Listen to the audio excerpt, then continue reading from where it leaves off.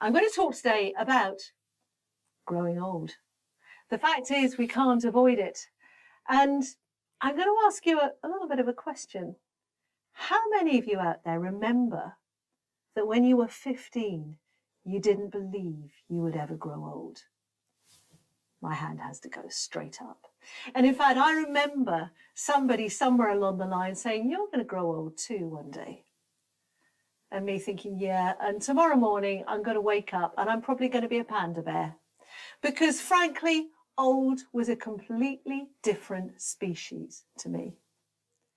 And then I remember I got to 20. And 20 was pretty cool, actually. And 25 was even cooler. I had my first house at 25. And then I got to the big 30. Why do we start calling it the big something? Big 30 I got to. And I remember working out for the first time in my life that the numbers were only going one way.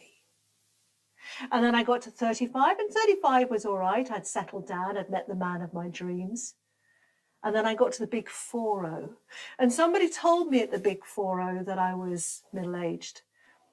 We all know that's a load of rubbish now. We know that middle age probably happens when you're about 70. Well, at least that's my story and I'm sticking to it. And then I remember getting to the big 50. Now, the way I coped with the big 50 was by telling myself that in 10 years' time it was going to be the big 60, so I might as well enjoy the big 50, because at the big 60, the big 50 was going to look really young. I'd worked this out by that time.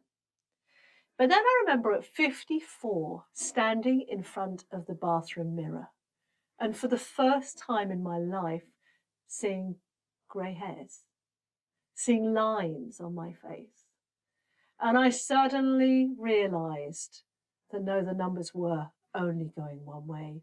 And this growing old thing was, if I was lucky, was going to happen to me. Oh, here we go. Now, at that stage, my mother was still alive. My mother was now 83, and she was hating life.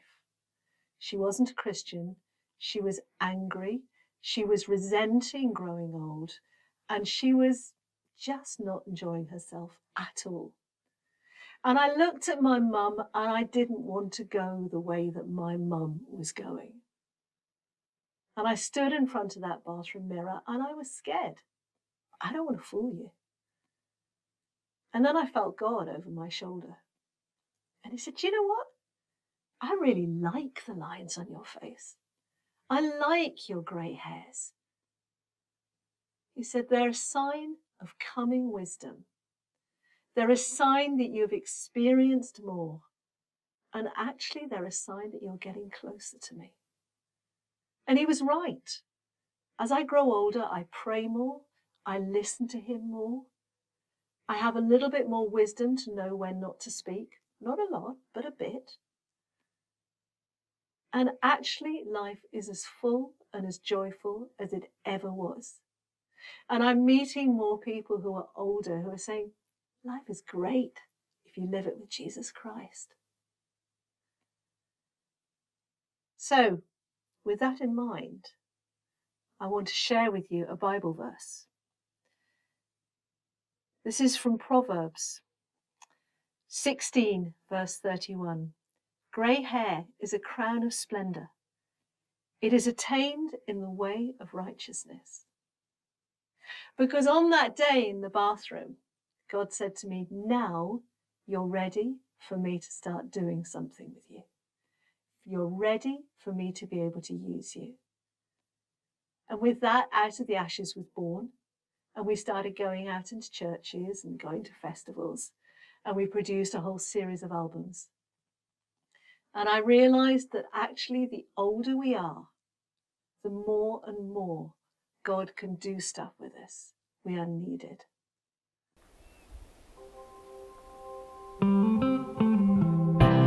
Why should I worry about lines on my face? Why should I worry about turning to grey? Why should I worry about the passing of days when each one brings me closer to you. Why should I worry about the aches on my face, the slowing of life, the quickening of days? Why should I worry if my memory fades, when each day I'm getting closer to you, and I'm closer to you?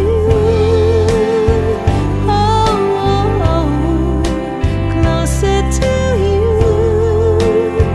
Oh, my Lord. Why should I worry when day after day I'm always getting closer to you? Why should I question my worth in your eyes, when you lift me up as each day goes by? Why should I worry when I'm part of your plan, and each step I take is safe in your hands, and I'm closer to you? Oh, closer to you. Oh, my Lord. Why should I worry when day after day I'm always getting closer to you? I am dignified, I am precious in His eyes. I will wear the crown He offers me. So I'll run the race until my final days, and join the angels' song in Jesus' praise.